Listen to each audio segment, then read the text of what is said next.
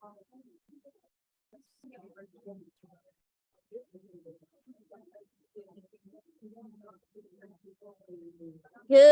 evening, everybody, and welcome to Shoals Marine Laboratory Weekly Marine Science Seminar, otherwise known as Rock Talks.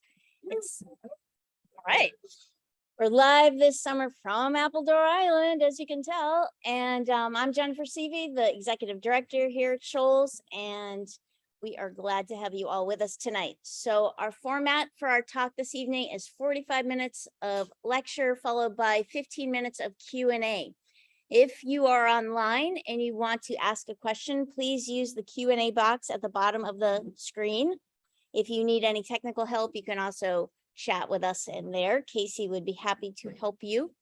If you are here in the room, as I suggested before we started, you could come up here. That way Kory will be able to see your bright and shiny face and clearly hear you ask a question.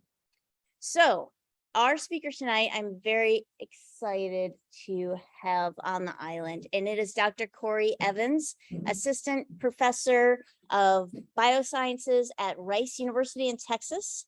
He has an undergraduate degree in marine biology from Nova Southeastern University in Florida, and then a PhD in biological sciences from the University of Louisiana at Lafayette. His research teases apart the complex interplay between the environment and genetics as they shape the evolution of fish morphology and function. That sounds familiar, like a class on the island right now. I actually read about him online. His interest in fish began when he was 14. He was grounded. We could talk about why. And he was at home and he got his first fish tank, and his interests really started there, taking care and interacting with those fish. So without further ado, thank you, Dr. Evans, for joining us, and I will pass it to you. Sweet. Thank you for that intro. Let me share my screen real quick. And awesome. Yeah, cool. All right. So hello, everybody. My name is Kory Evans. And today, let me minimize this. Today, I'll be talking about evolutionary mosaics and the interplay between innovation and integration. So whenever I start my talks, I like to start off with a thought exercise to give the audience an example of some of the questions that I ask and how I go about answering these questions. So let's start off with this exercise. So in your seats at home, on the internet, I want you to look at this line on the screen and get an image of this African lion on the savannah. And while you're looking at this line, I want you to try to picture what it's doing in its habitat, what its habitat looks like in the first place, what it might be surrounded by. And as you get an image of this line in your mind, I want you to ask a few questions. The first question, what is the life of a typical male lion like? In this case, we're focusing on male lions, and we'll get to that in a second because there is a specific reason. But get an idea of the comings and goings of this lion. So how's this lion really spending its time? Next, and more specifically, what is this lion using its skull for? So as a comparative anatomist, the very next thing that I would do is get that lion and snatch its skull out of its head and start asking the hard questions. First, so one of the primary functions of the skull is to house the sensory capsules. These are your eyes, your ears, your nose, and your brain. This is actually one of the earliest functions of the vertebrate skull. So before vertebrates even had jaws, they had the upper part of their skull and they were protecting their sensory capsules. Lions are really no different. Male lions in particular spend a large amount of their time surveying the African savanna, sniffing out mates and potential rivals, and patrolling their territories. So most of what male lions do is actually patrol their territories because they're not really actively engaged in hunting. So one of the earlier functions of this lion skull would be to house its sensory capsules. Next, another function of this skull is prey capture and processing. We know male lions don't do most of the hunting, but they do get brought in occasionally to bring down large game like this Cape buffalo. So as you can see, this lion is hanging onto the hide of this buffalo for dear life with its face. And I can assure you that if you try to bite into the hide of a Cape buffalo with just your face, the Cape buffalo will keep running and your teeth would run the opposite direction. However, in the case of these lions have skulls that are adapted to pierce the hide of this buffalo and are robust enough so that they can bite them without breaking their jaws. Next, and the reason why I picked male lions in particular is because male lions have this very interesting aspect of their natural history where they engage in intra-specific aggressive interactions with other male lions. So if a lion is patrolling its habitat and finds another male lion, they frequently will duke it out. And as you can see, they're slapping each other all over the place, probably some blows to the head. If you took a right hook from our lion on the right to the face, you would no longer be with us. However, these lions can hit each other in the head quite a bit with very minimal injury. And part of that is because their skulls have been basically reinforced to withstand these blows to the head. So you can think about all these separate functions of the skull as independent vectors of selection. They're exerting pressure on the skull. And I've included a fourth arrow here for phylogeny, because phylogeny is really the history of how the skull has responded to these selective pressures in the past, and it provides a roadmap for how it might respond in the future. That thought exercise is very easy though, because we happen to know a lot about lions. We know that when they're juveniles, they hang out with their future prey animals in the jungle and eventually grow up to become Beyonce. In other cases, they learn how to dance at Juilliard and they hang out with Chris Rock and Jada Pinkett Smith, although perhaps not anymore. We happen to know a lot less about other predators. So one of the focuses of my lab is the study of evolutionary innovation. So we're really interested in how evolutionary innovations appear in the first place and their effect on downstream patterns of trait evolution. So what exactly is an evolutionary innovation? An evolutionary innovation can be defined as a novel trait or function that allows an organism to access an ecological resource that was previously unavailable. So powered flight is a great example of an evolutionary innovation. Once birds gained the ability of powered flight, they were able to access airspace, which allowed them to disperse further distances and allowed them to hunt prey from above. And now today, birds use that to mostly haunt trash cans and dumpsters and squawk at us when we walk by. Other examples of evolutionary innovations include tube snouts. Tube snouts might be my favorite evolutionary innovation because it literally allows you to stick your face somewhere where you cannot reach before. Evolutionary innovations have garnered a lot of attention over the past century, I would argue. And one reason is because they're really exciting. They're a charismatic question to answer. However, much of the attention and focus for evolutionary innovation has been on extrinsic drivers or environmental stimuli. So mapping kind of the relationship between morphology and ecology and things like that. And there's generally been less of a focus on some of the intrinsic drivers that might promote patterns of morphological diversification. However, over the past 10 years, we've started learning a lot about how some intrinsic processes can structure patterns of trait diversification.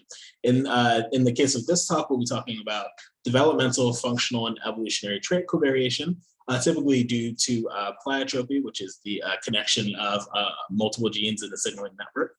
And we'll be talking about how these intrinsic patterns can actually structure downstream patterns of trait diversification. So I'm going to break down two very important patterns of trait covariation, and I'll explain their evolutionary implications. So the first pattern is integration. Integration occurs when there's a high degree of what we call covariation between traits within an organism. And this is typically due to a shared gene signaling network. So if a mutation occurs over here in trait 1, because of their shared interaction network, you expect to see a similar mutation or a similar effect of that mutation reflected over here in trait 2. And so this is referred to as integration. The next case is modularity. At first glance, modularity actually looks like the opposite of integration. However, I would argue that it's actually a special case of integration. So in the case of modularity, you do find a high degree of covariation within traits or trait complexes, such that if a mutation occurs within trait 1, it's fairly evenly distributed, it's effective. However, in trait 2, you find you don't necessarily expect to see that mutation reflected, and this is because of a breakdown in the gene interaction network. At evolutionary timescales, evolutionary integration can have some very interesting effects on patterns of trait diversification. One thing that it's been really well known and well documented to do is constrain rates of evolution due to this process called conditioning on other traits. So basically, as traits become more and more integrated, it becomes more challenging to find mutations that are beneficial across larger and larger complexes of traits. This basically creates kind of an evolutionary drag that can slow down patterns or rates of evolution. I liken it to the Erykah Badu bag lady scenario where this woman is trying to catch a bus, but she has too much luggage. So in order to catch the bus, she has to let go of some of her luggage. Otherwise, she's not going to be able to move fast enough. That's kind of how I think about evolutionary integration. In the case of functional integration and the effect of integration on function, integration isn't always a bad thing. Sometimes you want to integrate your traits that are functionally related. So here we have a zebra. Zebras are quadruped mammals, which means they walk on all four limbs.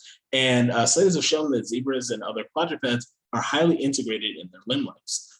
This is a very useful adaptation because it would be very hard for a zebra to run if all their limb lengths were modular, or if one limb was a surfboard and another was a rocket ship. The zebra would look really cool, but it would have a really hard time getting away from the lion in our earlier example.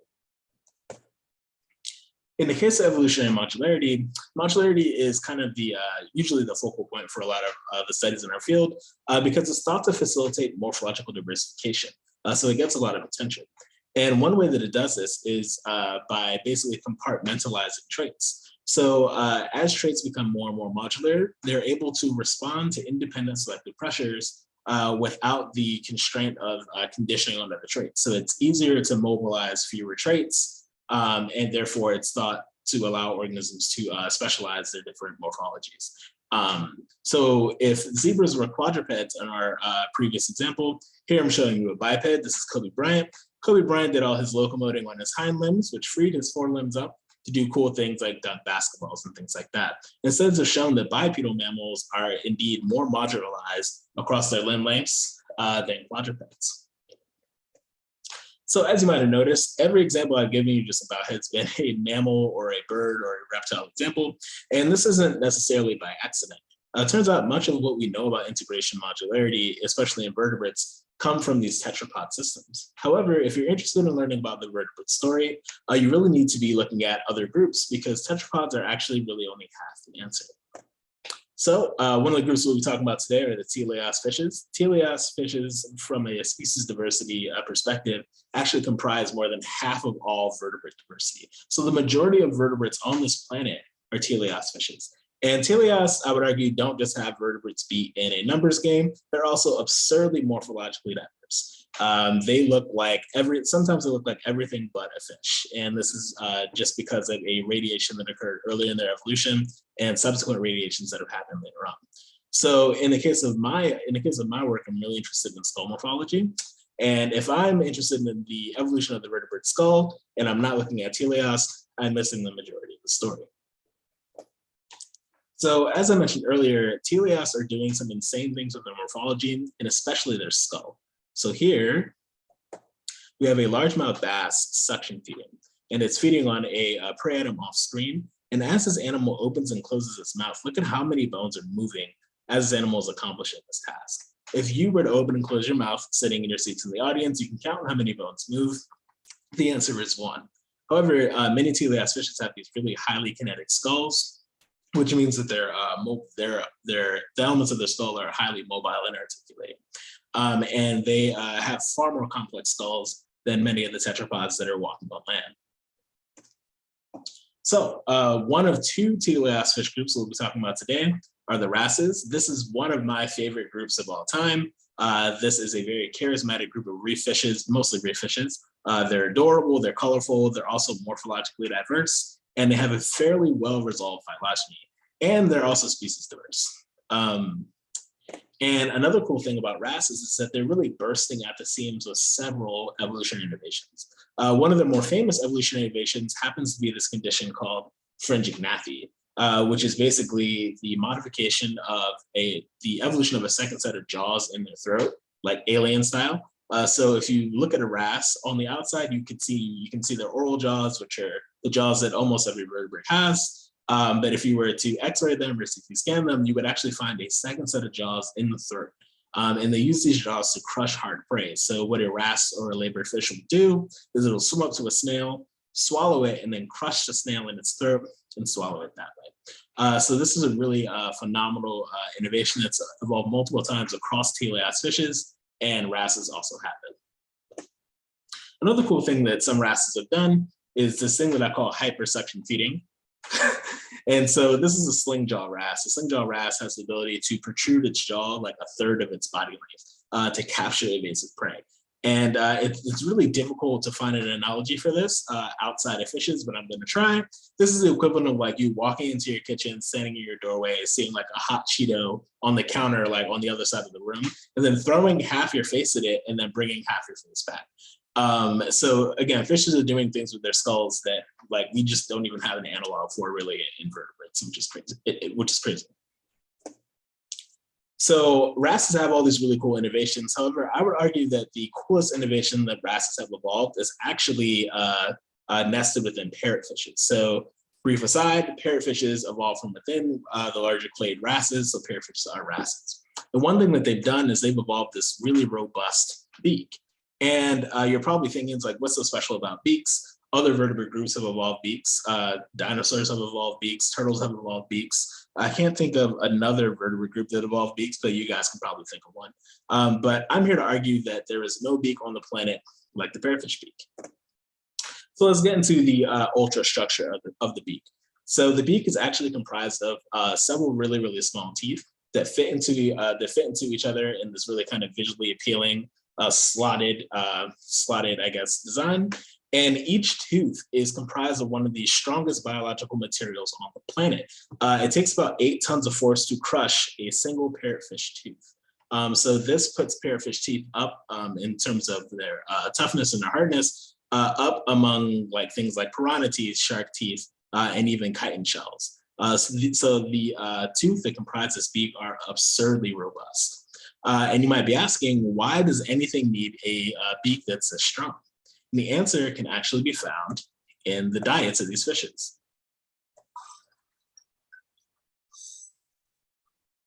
So here we have a beautiful midnight parrotfish that is grazing on a coral face. So many parrotfish species spend the majority of their waking hours grazing on hard corals. And if you don't know, coral skeletons are comprised of calcium carbonate, which is basically a rock, so it's limestone.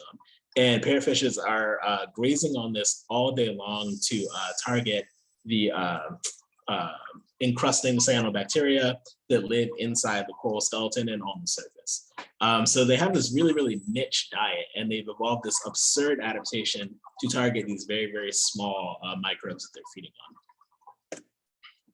So as you saw, that parrotfish is again swimming around, spending a lot of time eating rocks. And you're probably thinking, well, or you might be thinking, what does the parrotfish do with the rocks after it swallows them? Because I could go outside right now and I could probably get a rock. I could probably get a rock into my mouth and swallow it, but I would have trouble with that rock downstream, if you know what I mean. So parrotfishes have solved this problem as well. So they've modified that second set of jaws in their throat so that when they swallow that rock, they're able to crush it up and excrete it as a nice fine white powder.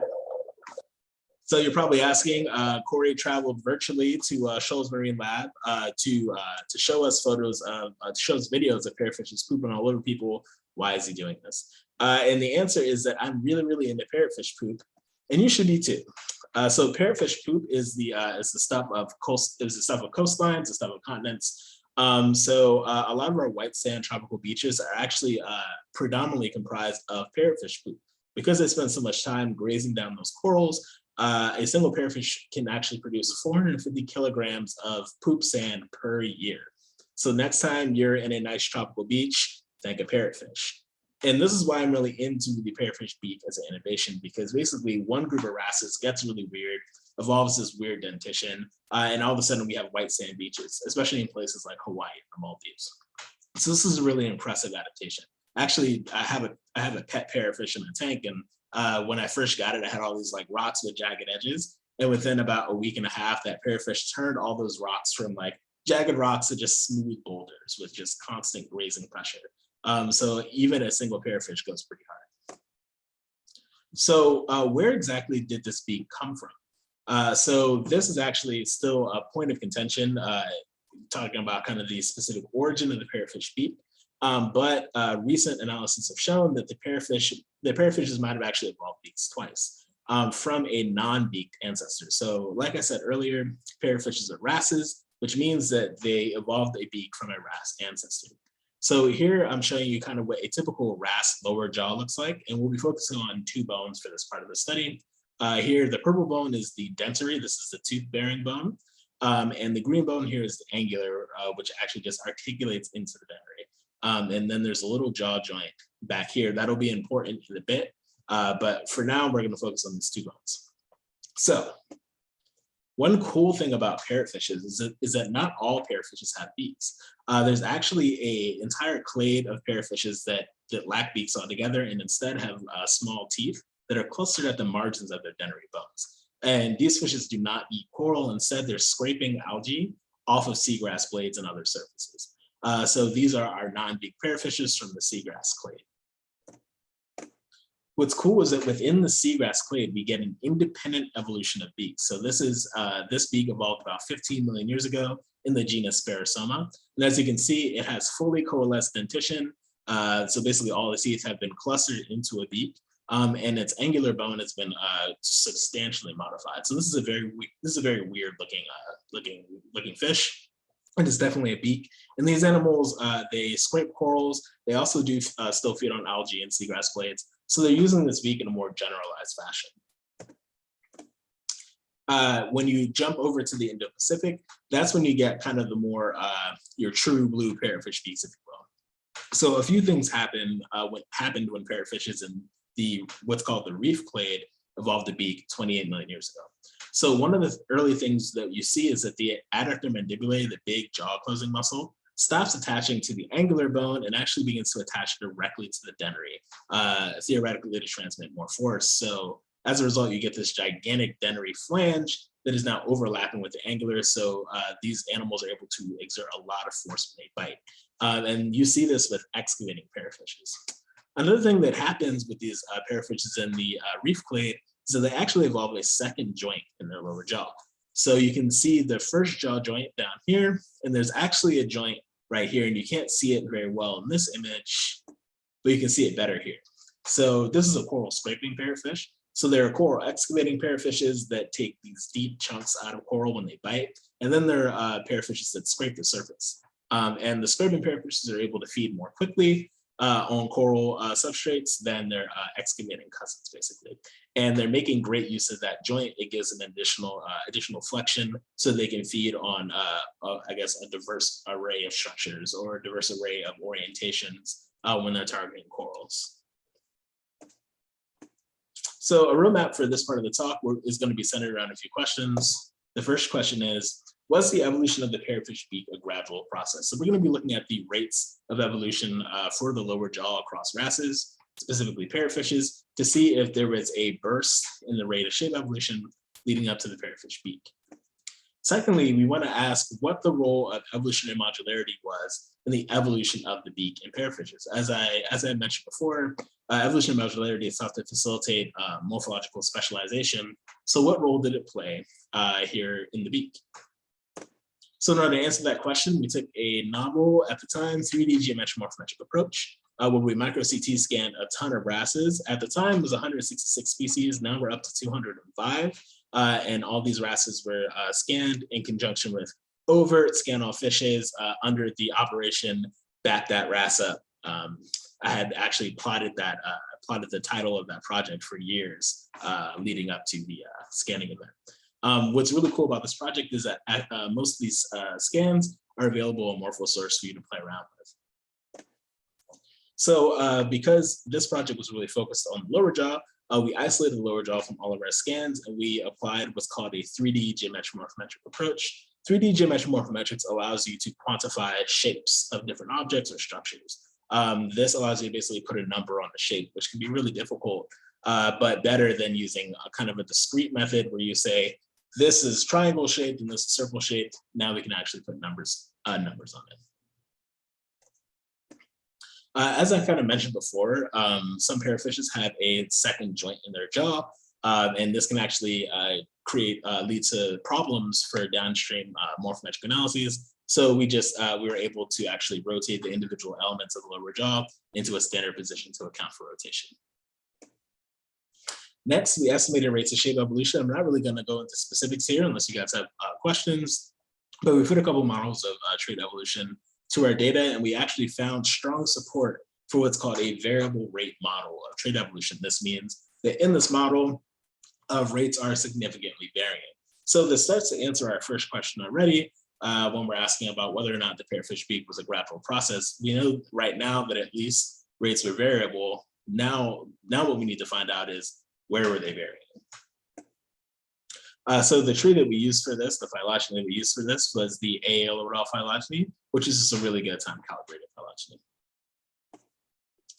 Next, to quantify integration modularity, we used 3 methods to basically quantify the degree of evolutionary covariation between the dennary and the angular bones. I'm not going to get into specifics here, but if you have any questions, please let me know. So let's get into some of our results.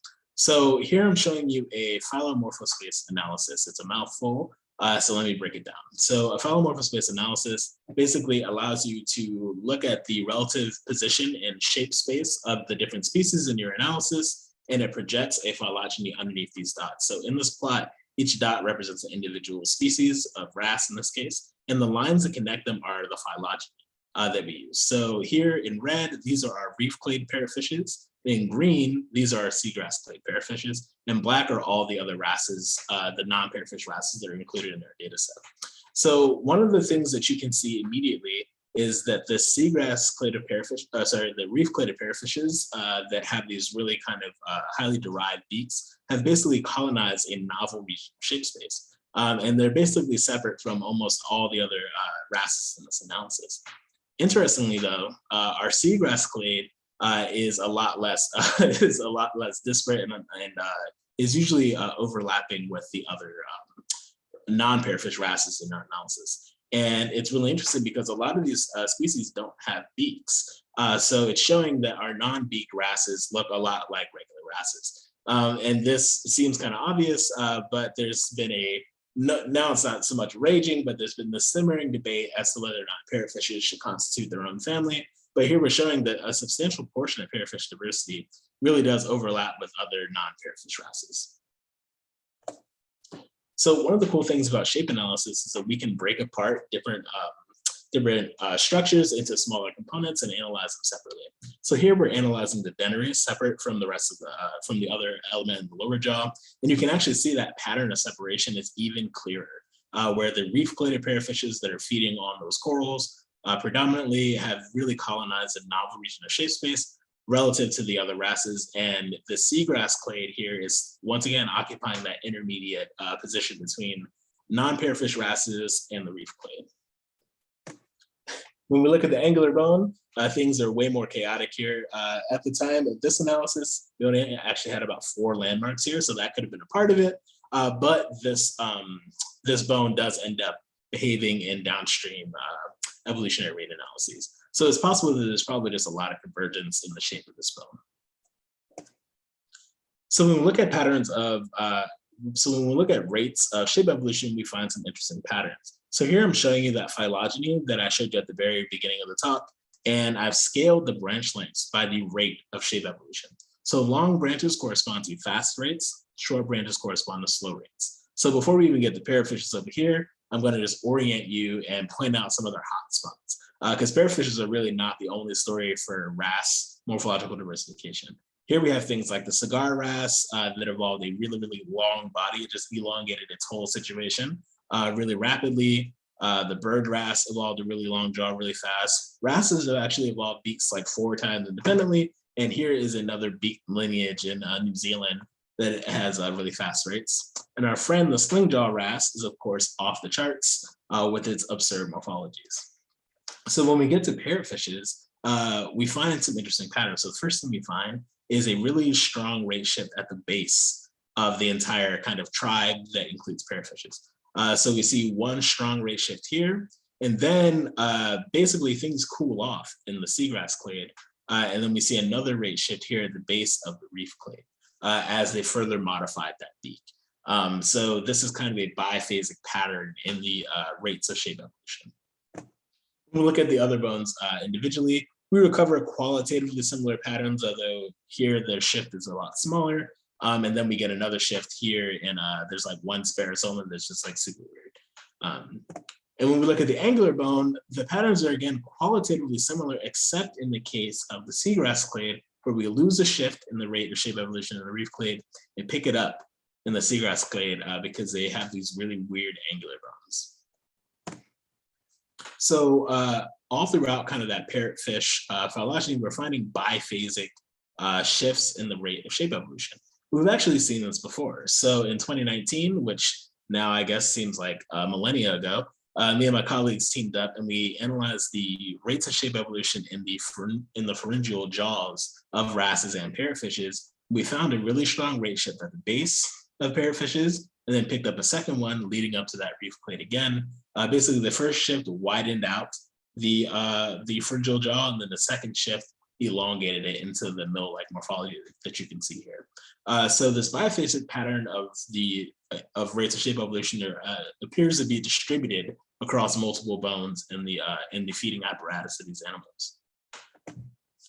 So that leads us to the integration question. So when we quantified the degree of evolutionary integration between parrotfishes and non-parrotfishes, between the dennary and the angular bones, what we found was that we found a high degree of covariation between the dennary and angular. So basically, changes that are reflected in the dennary bones evolutionarily are generally reflected in the angular bones as well. There are some outliers, like the bird wrasse. Bird wrasse is a really cool wrasse because it has a really long dennary, but its angular looks like a regular kind of average wrasse dennary. So there appears to have been some modularization in the face of this particular lineage. But in general, wrasses tend to be fairly integrated between these two bones. When we check parrotfishes separately, we find that parrotfishes maintain general labor patterns of integration. So basically what worked for regular wrasses has been maintained in parrotfishes. So the parrotfish lower jaw apparatus appears to be highly integrated. This was actually a surprising finding because remember, evolutionary integration is supposed to constrain patterns of morphological diversification. And yet in this case, we're finding rapid shifts in the rate of shape evolution in parrotfishes while being highly integrated. So how is this happening? And where have we seen this before?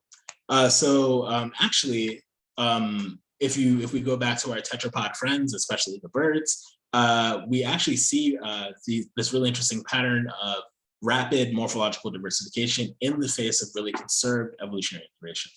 So birds in particular actually have patterns of integration that are conserved all the way back to their archosaur theropod days. So the signal of dinosaur past is actually still retained in patterns of covariation across the bird skull.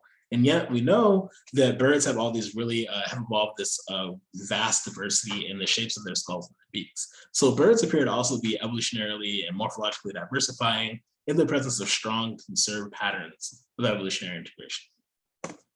So how is this happening? So it turns out there is a special case where organisms can rapidly morphologically diversify in the presence of really strong integration.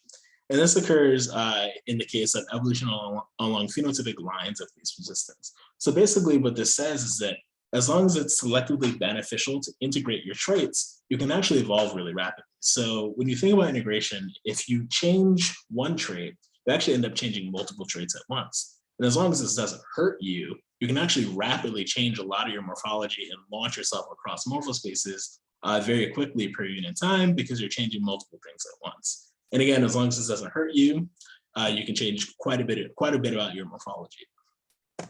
So we think that in the case of parrotfishes, they're feeding on hard corals and they're feeding on this highly specialized diet. And we think that exerts a lot of selective pressure to integrate their traits. The last thing you want is to have a really strong beak with really weak pharyngeal jaws because you're not going to be able to process the food that you bring in. So it seems like it makes sense that these animals would then integrate a lot of their kind of trophy morphologies. So to conclude this part of the talk, we found that the evolution of the parrotfish beak resulted in the expansion of the wrasse morphospace in general, especially the reef clade, which colonized a completely novel region of shape space. We found that they did this very, very quickly as well. And we found that the evolution of the parrotfish beak in both clades occurred in the presence of really, really strong evolutionary integration.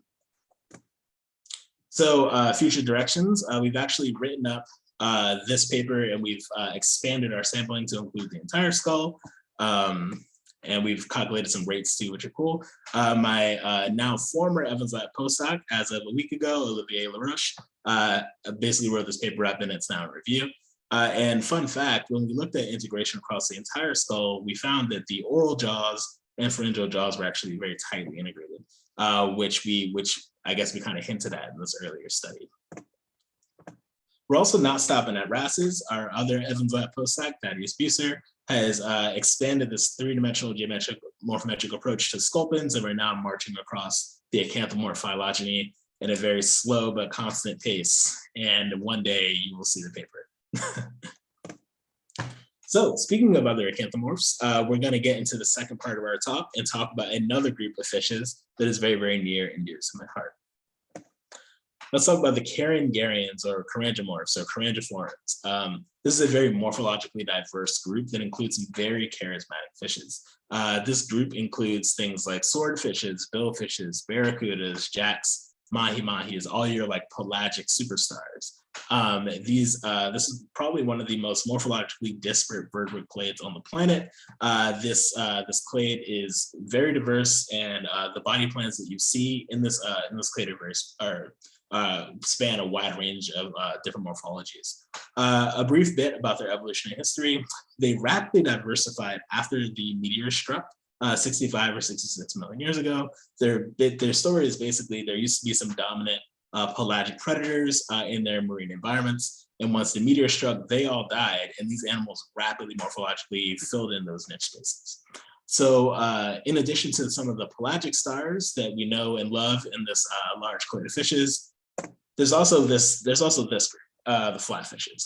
Flatfishes are absurdly bizarre. They are some of the most asymmetrical animals on the planet, and certainly the most asymmetrical vertebrates on the planet. As you can see, the more you look at this flatfish, the more you realize that there's something deeply off about it, right? So one of the first telltale signs is that mouth is kind of sideways. And it looks like, at first, it might have just looked like a regular animal that is flat, but what you actually really notice is that the front part of the skull of this flatfish is actually twisted. So during development, one eye will actually migrate from one side of the head to the other, resulting in one side of the flatfish that has two eyes, another side that has no eyes whatsoever, and these flatfish lay on what's called the blind side. So they're also asymmetrical in all these different ways. If you were to flip this flatfish over, you would find no pigment underneath of it. Their brains are asymmetrical, and their otolith organs are asymmetrical, and a lot of their body is asymmetrical. So this is a very bizarre group of animals. However, despite being very, very bizarre, they are pretty speciose. There are about 800 different species of flatfish. So it's actually more than wrasses. So this is a very diverse group of very weird fishes that have evolved to basically lay on the bottom and ambush prey or otherwise look really weird. So if you thought that adult flatfishes were weird, the story of how they become asymmetrical is perhaps even weirder. So what's interesting about flatfishes is that when they hatch from their eggs as larvae, they're actually pretty symmetrical. They look like any other fish. However, over the next couple days and weeks, one eye will begin to migrate to the other side of the head, resulting in a asymmetrical flat individual. So if you thought that your puberty was bad, imagine flatfish puberty. It's a nightmare. So what's really interesting about flatfish development is that their development closely mirrors patterns of evolution, their pattern of evolution. So ancestral flatfish, perhaps unsurprisingly, were symmetrical. However, the fossil record shows that the migration of the orbit basically occurred very gradually. So we have fossils where the orbit begins to kind of drift to the other side of the head until we get to kind of our more modern looking flatfishes. So we call this recapitulation, where the development of flatfishes recapitulates their phylogeny, basically. So for this talk, the questions for this talk are going to be fairly similar to the second talk. We're looking at the tempo and mode of evolution of flatfishes. So we're looking at rates. Did the rate of skull shape evolution spike when we got to flatfishes? And again, what was the role of integration and modularity during the evolution of asymmetry? In this case, we also used the 3D geometric morphometric approach. And in this case, we micro-CT scanned 102 species of Carangarians, including flatfishes and their relatives. this was a really fun project because we got to scan some big weird fish like billfish. So we have like multiple tunas and things, not tunas, multiple swordfish and marlin and things like that. So this was a pretty fun project. Next, we focused in this case on the neurocranium, which is just the upper jaw minus the premaxilla. So those are your top elements of the oral jaw. So we just focused on the kind of the brain case of this fish because that's where the orbit is, and we figured that's where all the action is happening. Fun thing about flatfishes is that some of them are asymmetrical on the right-hand side and others are asymmetrical on the left-hand side. So we actually figured out a method to standardize the handedness of their asymmetry by inverted meshes. Next, we did the same thing that we did for wrasses, where we estimated rates of shape evolution, and we yet again found strong support for a variable rates model of trait evolution in this group. And in this case, we used the Ribeiro-et al. Phylogeny, which is another really, really good time-calibrated phylogeny. To quantify the degree of covariation, in this case, we did some model fitting and model testing approaches. We found stronger support for a 6-module hypothesis. Again, I'm not going to go too much into that now. If you have any questions, definitely ask me later. So let's get into some more results. So here I'm showing you the results of a principal components analysis, which basically allows us to quantify where variation is occurring in our shape data. So here I've plotted all of our landmarks and I've colored them by variance in our PC axis. So red colors correspond to areas of high variance and blue colors correspond to areas of low variance. So if you look in this column here, which is our PC1 axis, which explains almost half of all of our shape variation, we find that most of the variation is confined to these landmarks around the orbit. This is the orbit that migrates. So basically almost half of our shape variance is explained by whether or not this fish is a flatfish, which is pretty crazy. And when we look at PC2, this is where you get kind of your typical kind of fish patterns of variation where it corresponds to the depth of the skull. But PC1, again, 42% of our shape variance is explained by flatfishes alone, which is crazy. And when we look at our phylomorphosphere, we can see that very, very clearly. So flatfishes have certainly colonized a novel region of shape space. There is nothing else even near them. You don't see that kind of intermediate pattern that you saw in our wrasses. It's just flatfishes versus the world. And what's crazy is that flatfishes are so weird that they're forcing all these other very, very disparate, morphologically disparate fishes into another corner of the morphospace. Like things like remoras are getting here clustered with swordfishes and things like that, and barracuda. So flatfishes are so weird that they're making fish that are very different look fairly similar. When we analyze the rate of skull shape evolution, we find some interesting patterns too. So here, instead of stretching the branches, I've colored them by the rate of shape evolution. So red branches correspond to fast rates, blue branches correspond to slow rates, and green are kind of intermediates. So there's two things I want to point out here. One is that at the very origin of Carangarians in general, we find a very rapid shift in the rate of shape evolution. This occurred after their kind of competitors, their competing teleost clades got wiped out, and this clade rapidly diversified to fill those empty niches. But what's crazy is that 3 million years after the meteor struck, flatfishes fully evolved the asymmetrical body plan. So they rapidly basically inverted their bodies and went fully weird and colonized these benthic habitats.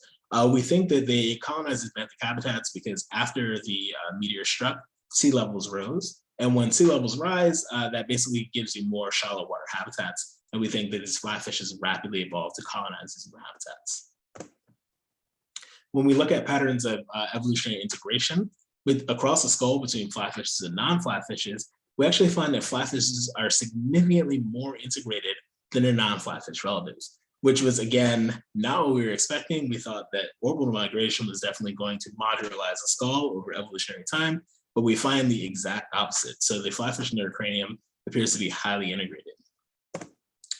And you can see this pattern when you look at rates of shape evolution across the different bones, where you can see that most bones are actually evolving at a very similar rate. I've colored the landmarks here by kind of the rate of shape evolution, and then I've binned them all together here. And you can see that, again, most of these bones are actually evolving at pretty similar rates because flatfishes are so integrated. So Again, evolutionary integration is believed to constrain patterns of trait diversification. However, in this case, again, like we see in parrotfishes, species that are highly integrated are evolving at really rapid rates. And despite being, despite being tightly integrated. So in the case of flatfishes, we think the answer might be found in their development. So we know that the flatfish metamorphosis process is actually a very integrated process where not just the orbit migrates. There's a ton of changes that are going on across the body as this larva is becoming an adult, and they're all kind of coinciding with the development of asymmetry in this animal. So it looks like the development of flatfishes tends to be a highly integrated process. And we know that the development of flatfishes closely mirrors their evolutionary transition to asymmetry. And we therefore think that the ontogenetic patterns or the evolutionary patterns of integration are mirroring the developmental patterns of integration in this group. So to conclude, we find strong support for the hypothesis that Carangarians in general rapidly morphologically diversified after the end Cretaceous extinction event. We find that the evolution of flatfishes over here was a very, very rapid innovation that allowed them to colonize a novel region of trait space. And we find that this occurred under the presence of really, really strong integration across the entire skull and likely the entire body.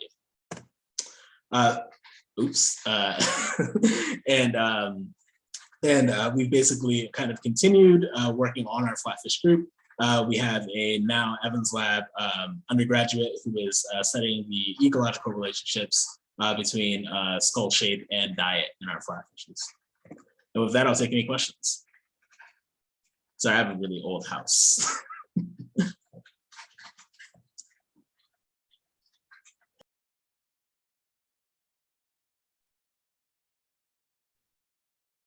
Okay, I just need to say that my whole idea around puberty and the flatfish thing, that was very funny. And I wish you could have heard us laughing during that part. Anyone have a question? Come on up. Maybe if you have a question, you should just come up and like line up, like it's dinner time.